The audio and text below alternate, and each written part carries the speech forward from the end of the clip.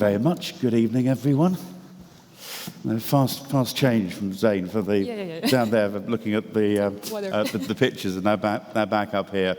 Right, content that pops is what we're going to be having a look at over the next 45 minutes or so. And I was thinking, whilst prepping for the panel, if I look at, say, Saturday night television, and what I've been familiar with the past 50 plus years or so, I'm not entirely sure if it's changed. In fact, one of the hosts has kind of remained the same throughout. He's died, Bruce Forsyth, so that kind of stopped him from being on Saturday nights. But it's just been a constant. But what I wonder, do our panelists think of the TV of the past, the TV of the present, maybe the TV yet to come? Let's start with Katerina, perhaps. Take me back a few years to the kind of show that you might have been showing. Maybe it's still part of the schedules. Maybe you think, I could bring that one back. No, I have.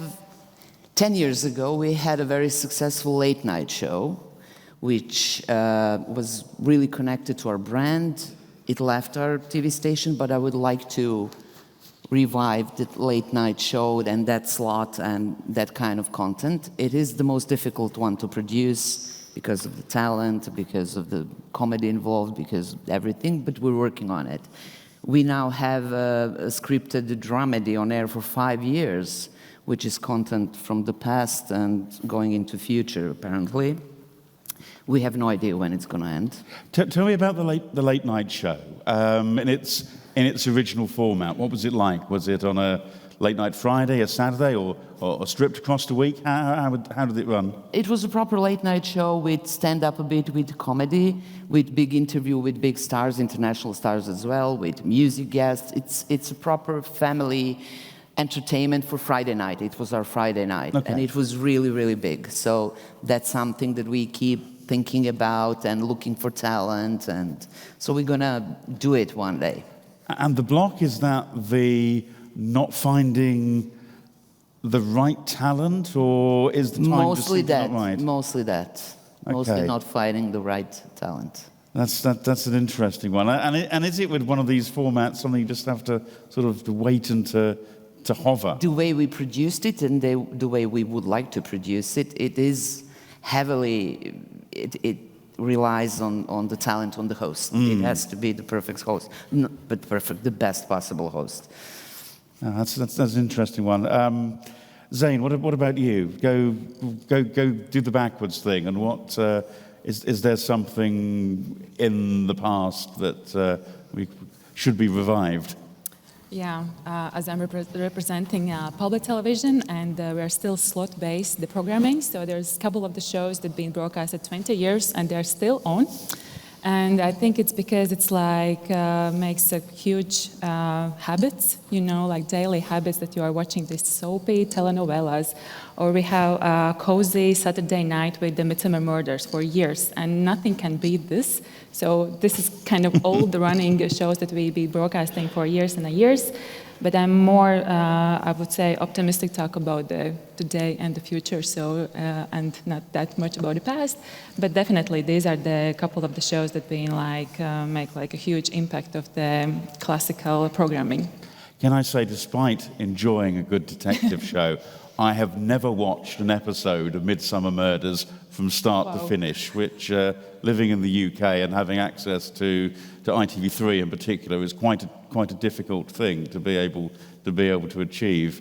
What is it about a show that on the face of it, what little I have seen, feels very British, but resonates with your audience? I mean, like a lot of crime series, especially from the UK, these are I would say, extremely popular. We have Friday evening with the crime series, we have Sunday evening with the crime series, and also Saturday night. So it's like a lot, a lot of crime series. But what's also interesting that also the local series, like long-running local series, also like it's for the years, and even they are not anymore like super modern, but we see that the audience are asking and watching again and again yeah, it's like kind of not changing. Like, yeah, they have. I guess you have no control particularly over, because I've changed the actor, didn't they, in Midsummer Murders? You have no control over what happens there, but if it's a local series which you're producing yourself, then you have the opportunity to tweak it to your audience as local tastes change. Definitely. I mean, like we say that especially now, when we produce more also limited series instead of long running, we see this is I think one of the biggest switch. If we talk also about the factors, this decisive factors that this panel is about. So we say that we are moving definitely from the long running to limited series, and I think it's a lot of questions about not anymore about the quantity, about the quality. So if when we talk about the local productions. Limited series is where it starts to get interesting. Well, first of all, it feels like the vegetable kale. It feels like a new invention for recent years. I guess we used to have the mini-series, but the limited series is a different beast. But in common with those mini-series of the 80s and the 90s, you have to establish what's going on very, very quickly. And being a limited series, once you've done that, the 6 or 8 episodes gone. You've got to start all over again. So what do you look for? What's the poppiness, the thing that makes a limited series pop? And is there anything different to what commissioning a long runner might be? That's for me. Yeah, you go first, then I'll bring in Kerry. Well, I always work with mostly 2 factors. One is experience, what kind of experience the series can offer. And it might be different experiences, you know, like edgy series, family series, romantic series, so different kind of experience. I think that's the most important thing. And the other thing is we are public media, so we work with the values, what kind of values the show is representing. And for me, this has been for ages, like kind of filter, you know, when I'm selecting the series, how I try to find what the show is about, of course, and what kind of experience the show might give to the audience. And I think for me also, like a buyer, this is also sometimes the biggest challenge, to create the value later on as well for the audience. And so these are just a few factors. But I think when it also comes to local series, then of course the landscape is a bit different. It's very important about the local actors, the local story that makes, of course, bigger contest, why we are watching this. But as we say that also the local limited series might travel around the world. Especially now I can mention the Soviet James, like a really good example from Latvia. There's a team here, I say. So this is kind of, we say, limited series that it's also might be in the modern approach. And it's not anymore just classical limited series. So, yeah. It feels part of that as the familiarity. And Kerry, I guess with some of the long runners which appear on Discovery branded channels, for want of a better word here, that familiarity is exactly what's there from series of the past, which are still very much series of the present. I mean, can you believe that next year Discovery Channel turns 40 and we will be having a big celebration? Some of our series have been so long running, like Deadliest Catch has been on for over 20 years, Gold Rush for 15 years, and these are big ratings hitters. Our audience have grown and come to love the talent. You know, the talent are really authentic, but we recognize that we need to keep the formats fresh. You can't just keep having the same people over and over again. I mean, some of the characters might even, you know, pass away during, you know, the filming, and for something that's been on for so long, like 20 years. But this allows us to bring in new characters, and just really reflect on the kind of diversity that's out there and the authenticity. That's what people love about Discovery Channel and, you know, our shows. I can also throw to another show which is produced in the UK, Wheeler Dealers. It's been on for 20 years. It's probably, you know, after Top Gear, the most long-running turbo show. And people really love the stories and the presenter. They feel like they have this connection with the presenter. They feel like they almost know Mike personally because he's such a big character, and he's there every week, taking them through the process.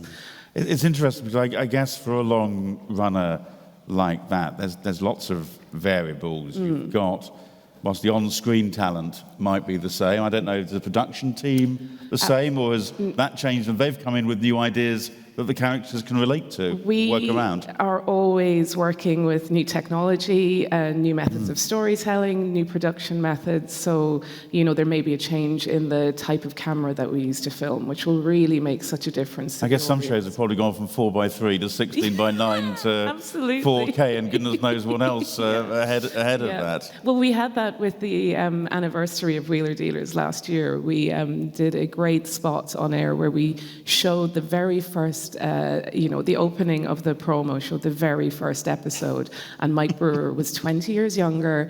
It was 4:3, and it just shows the kind of history and longevity. And people really, they grow to love these characters, and they've become part of the family, part of the home, part of their Saturday night viewing.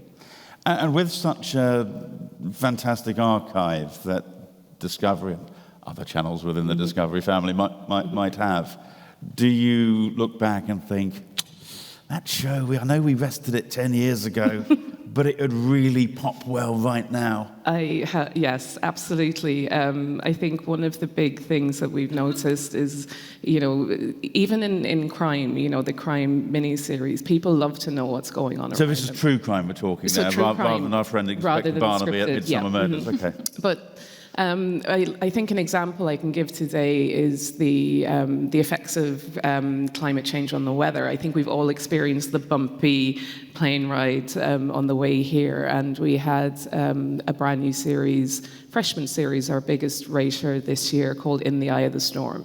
And 10, 12 years ago, we had the Storm Chasers out there, which was a huge success for us 14 years ago. And we've brought it back, and it's now is time. Now, people are interested in, why is the weather so crazy? Why are we having these massive floods? So that is kind of one of the ways in which we're, bringing back these older formats, but modernizing them. I mean, now we have all of this amazing social media footage that we can kind of stitch together with first-person testimonial, and it completely changes the. So you can put out something on Instagram with the NBC reporter in Florida standing at an angle of 45 degrees trying to deliver something to camera.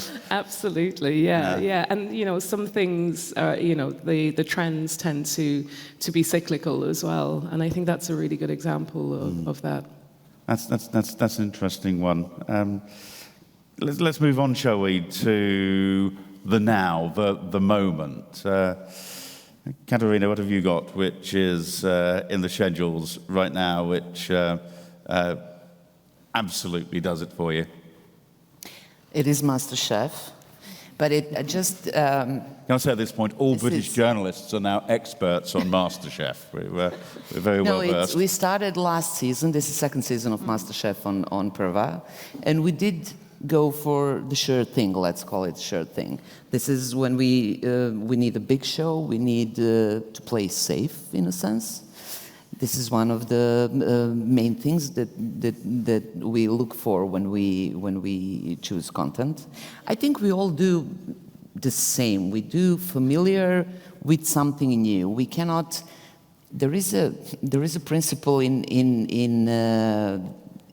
design industry. I think Raymond Levy was the designer beginning of 20th century, and he said he used Maya concept, which is most advanced yet acceptable, meaning if you want to sell a surprise, make it a little bit familiar, and if you want to sell something familiar, make it a little bit surprising. And I think that's what we're doing. We are going for a big show like MasterChef, which is, let's say, a sure thing for us. But we do local stuff within it. I mean, casting is ours, and it is back local. To casting again, like your late night comedy talk show well, kind of casting thing. it is important. You have to have specific personalities, you have to have relationships. We do sell emotions, so I mean, we need to kind of have emotions in the show and get emotions from the audience. They have to relate to whatever it is, scripted drama or unscripted format. Sorry, I'm just... And you take the MasterChef format, you just take it as is? Are there sort of any sort of local flourishes that work? It has which to you've be added localized in a way. There is local food, there are local customs that are involved, family dynamics. Sometimes we do have episode where family appears on the set. Okay. I mean, so it is localized in that sense. The choice of the dishes, the casting of the jury. I mean, it's not. But it is that format. Yes, but I guess that's the beauty of a good format, is that you just do the local things and it remains a good format. So it's, as a result of that. Kerry, any thoughts on sort of the current shows, which are, I guess in your case, probably shown across the world, but maybe there's some good local production examples, particularly from Central and Eastern Europe, that you can offer us? Absolutely. I mean, one of the beauties about working for an international broadcaster and a company as big as Warner is that we also have a lot of local productions in Europe, in EMEA. And some of these are formats, that we owned. For an example, our big survival show, Naked and Afraid, we have spun that off in Latin America. So we have a Brazilian version. We're just creating a Spanish version as well, which will be totally unblurred. So I'm very excited about that one. For whatever reason. And I think we have these great formats that travel really, really well, surprisingly well within Europe. I think they feel probably closer to home than some of our American shows. So we're finding that we're having a lot of success with, what we would term blue light content. So these would be shows like Helicopter ER or Cornwall Air, which is about an air ambulance in Cornwall, or of course Border Control, which it started in Spain on DMAX Spain, and we now have various spin-offs in the Nordic countries and in Poland and in Latin America. So even these homegrown formats that we have ourselves are, traveling. These are universal themes that are affecting. So you can effectively hire a local narrator and reversion that show quite easily for another local market. Yeah, exactly. So maybe we would hire a local narrator, as you said. We would, or we would dub, depending on which country and the acceptable kind of localization for each country. We would do that, and it gives our Discovery channels and TLC in EMEA that kind of local flavour. Okay, Zane, what's popular right now, which has got that moment? So we do more also this event series. So it's kind of one of the new strategies how we are scheduling the slots on the linear channels. We just built something for the Saturday evening. For instance, we broadcast a series about Brigitte Bardot, actress, and then we also scheduled the movie. So we make like a full package for the audience. Or there was a brilliant series from the Beta film about Queen of the Netherlands, Maxima. So then we also selected movies about royal team. So this is one of the ways how we also build something up to around the series. So and we see that this is more and more getting more popular, and it's for. I guess it holds the viewer in as well, doesn't it? I guess classic scheduling, really. You make the documentary 2 hours rather than 2 parts of 1 hour because you keep the viewers for longer. Yeah, exactly. And if we don't have a particular slot where to schedule this, then it's and if it's possible to make like event, so of course it works. But when it comes to local series, of course, it's hard to talk about TV series industry in Latvia, which is so small. But of course, as I mentioned, like for instance, Soviet Genes, this is one of the examples of what's happening now in Latvia. There's a couple other series, and hopefully, also we will also produce more from LTV as original series. So this is kind of aim. to produce, and we have the first edition, like the contest now going on with the local filmmakers to build like kind of this financing system for the local filmmakers to select the projects every year and support like more, most probably limited series that we can broadcast every year. And has the decision-making process, I guess if it's a successful show, that if it pops, then it's a successful show, that pops. However, the streamers are amongst us these days. Does that change how, I'll ask this of all of you, by the way, does this change how a linear channel might pick what pops, or is it just a matter of, well, you can watch what you want when you want on the streaming services, we just have to make ours the best at any one time? Hard question. Well, I'm asking it. I would say it's now all about the windowing, who will get the exclusive rights, of course. And I think only the original content can hold against the big streamers. And so we have to somehow find a ways. But of course, if we are like in co-production together with the streamers, so then it's of course we have to decide. And like, you do that, do you have co-production? We have some experience. We have some experience, but it's always very hard talks and to decide the windows and the scheduling.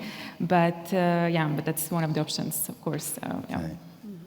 Katerina, sorry, who wanted to, Kerry's chomping at the bit. I was just going to jump in and say that it is increasingly difficult, but you know, there is content that will work across both streaming and on linear, and that's you the in kind particular of obviously have a golden foot in egg. both camps on Of on course this we one. do. You know, famously we've just launched Max, you know, across most of the globe at this stage. And our aim is to really try and find content that will work on all of our, the ideal is that it will work on linear, it'll have another life on our streaming platforms as well. I think a really good example of that is The Curious Case of Natalia Grace, which was a true crime series. It was commissioned by Jason Solanas and our ID team. And I think the story is so compelling that I had people coming to me saying, you know what, it was must watch on linear. But then I had younger people coming and telling me, I caught it on Max and I binged it and I cannot wait for the next season. And it's the gift that keeps on giving. We're coming up to our third installment of The Curious Case of Natalia Grace. So it just shows you if you can find the right story, it can live on all platforms. And then there's another side to it. So we, actually, Katerina and myself were talking about this earlier. When you schedule something on linear, you may be against something that you can't help being against, a major football tournament or the Olympics or an election. But the kind of the existence of BVOD really helps our audience to catch up with those big shows. So we're no longer obsessed with our overnights. We're now looking at our consolidated viewing and how the viewing kind of has consolidated over 7 days. And I think we're no longer kind of making those knee-jerk reactions. We're actually looking at the whole picture, what people are watching on linear, which is a nice, very crafted sit-back experience. Everybody's tired after a long day. Everybody has decision paralysis. We have a great team curating, the schedules, especially for people's moods. And they have the choice. They have the choice. They can come home. They can enjoy, a family viewing experience. Or, if they're busy and they're fighting over the remote control, somebody can go upstairs and with their iPad and watch, catch up on the BVOD service. So I think we're in a position now where, we can really consume content on all of these. And I don't think it should be seen as necessarily as a threat, but as a complementary service. I have just also like one of the cases that we be broadcasting like TV series. We broadcast one episode per week, for instance, and then the viewers, they go straight to the service, the streaming service, and watch all of the episodes. And sometimes even when we broadcast 2 years later, then when we talk with the local streamers, they tell us, oh, you know, we see the data from some of the old shows, and then by accident or by not accident, they suddenly are so popular. And I was like, yeah, because we're broadcasting now. So sometimes it also works like this, that we're helping somehow to... Really interesting. When we're at Broadband TV News, when we're doing stories, sometimes all of a sudden you'll get, in the most viewed stories, you'll get something from, I don't know, 2 or 3 years ago, which will spring up that people have clearly found from a search engine through having Googled it or something else, and then you think, hang on a moment, something must be going on here. There must be something which is, and it's that same kind of moment of tracking something down. Katarina, when you're, I guess thoughts of whether it's going to be seen on a streaming service or a broadcaster catch up, you're just trying to commission good content, basically. I'm assuming you're not thinking too much about where it goes. You just think about what it is, or do you? Yes, because maybe it's because I come from that kind of a market. In Serbia, streamers are not that big yet. A small percentage of people are actually using it, mostly younger audience, linear TV and national broadcasters. We have older audience with us. Probably the behavior of average viewer changes now that he or she is young. It's going to be individual experience. They're going to watch niche content, maybe. Streamers, they're not going to sit in front of TV, but like in 10 or 20 years, they're going to have 3 kids and they're going to come back from work and they're going to sit in front of TV. So we'll catch them eventually. But I was just thinking while you were discussing this experience of choosing your own content, it sounded to me a little bit individual versus linear TV gathering people around the TV in a living room as we were discussing, as a fireplace, actually. So it's not only, I don't think as one family in front of their own TV. I think it's universal experience that viewers share across Serbia. If they're all watching MasterChef, they're participating together in something. They're commenting on Twitter, on social media. Tomorrow they speak about it at work. They're creating Viber groups. Women are creating Viber groups in Serbia, and they're sharing recipes and the way they did it. So it's kind of unifying experience. Yeah, I would agree with that. And sometimes there's just, there's the traditional must-see TV, and there may be, a big sports game, or there may be a movie on television, and it's a perfect And that's always happened. There's always been maybe not as many as there can sometimes be now, but there's always been a channel which suddenly produces the rights for that international football match where they don't normally have football. Exactly. And, everybody is there. Everybody is watching. The whole nation is watching it, As a scheduler for Discovery Channel, it's also a pain in my neck sometimes, because all of my viewers are gone to watch the football on the other channel. But, it still shows that there is, there's life, and, there is that moment of gathering in front of, as you say, the fire. The TV is that kind of fire. I just wanted to say that some of the streamers, I think, recognized this and went into live events and trying to do the same, what we've been doing for years. So it seems like we're coming full circle. It's quite interesting. It's like, this may just be a UK thing, so make too UK, but Amazon have this very strange Premier League rights package where they've just had a week of games. They'll have a Boxing Day, December 26th. I think they might have another week somewhere, but you never would rely on Amazon to give you Premier League coverage because you just don't know when their next match is going to be. These sort of rogue things come up and affect viewership. We were going to be 4 at one point on this panel, but unfortunately Branko from Pro Plus in Slovenia couldn't make it, I think, for family reasons. But when we were doing our online dress rehearsal, he did pose a very interesting question, which was, why do we only have old formats? Is he right? And, well, Katerina, what do you think? Was Branko right with this snapshot of the market as he saw it?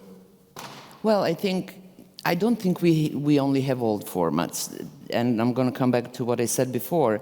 I think we keep changing them. We're not going to, because we have to think about safety in our decisions, return on investment, profitability, ratings. And I think this is why we tend to choose something that we feel more comfortable with. But we're not going to repeat the same thing year on year, because it's going to get boring. I don't agree that we do the same old thing again and again. I think we're changing it. We're adding something. Maybe it is fundamentally, for example, crime series, and we know crime works, but then maybe we gave it a romantic twist, or there's a cooking involved in it. It's hybrid. So I think it keeps changing, but we're not going to give up on something that works completely. That would be just mad. I mean, if you have something that works, and it lasts for 10 years, and then what? You just say, I'm going to do something completely new and risk it. Nobody's going to do that. It's interesting. You mentioned MasterChef earlier on. The version of MasterChef, which is the international success, is not the MasterChef that it was for its first 4 or 5 years, until the UK presenter Lloyd Grossman went off and made some pasta sauces with too much salt in. I think that's what he did next. But you do have these sort of developments and switches in formats, which give shows that extra bit of life. Yes, some territories do it stripped version. There's a reality part of it. They show more. We don't do that, for example, yet. So I mean, you hold that back. Yeah, it's going to happen at some point. So it is different territory. But I mean, basically, it is MasterChef. The fundamental things of that format are there. And I also think that there's multi-layering of storytelling.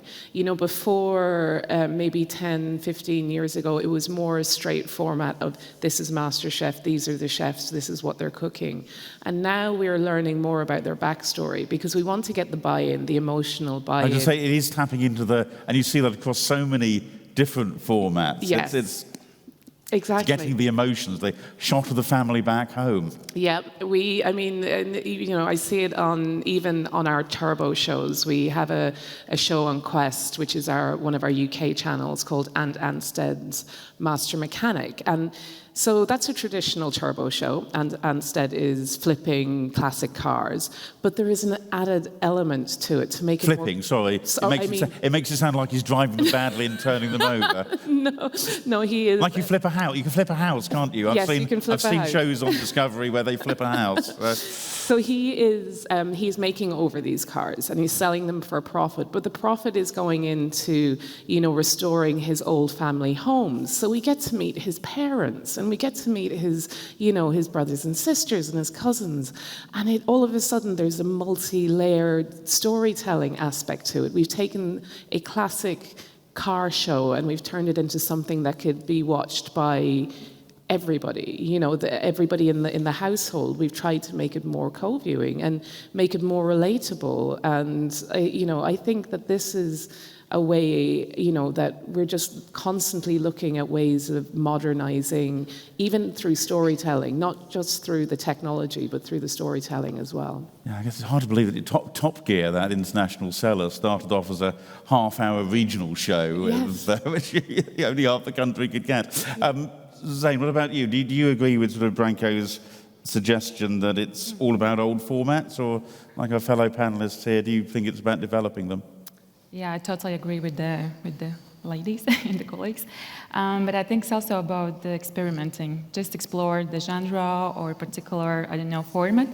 And we see that like crime series are now more moving to the social crime. You know that you see how they're developing even the classical crime can be also social in a way. So I think this is kind of key, our experimental landscape, I think what's happening now.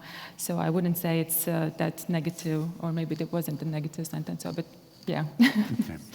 In our last few minutes then, let's talk about, well, both about now and also it's the next big thing kind of question, really. Katerina, what are you on the eye out for, or something as well that you maybe have right now and would be willing to license the format to for somebody? The next big thing. The next big thing. I don't know what it is.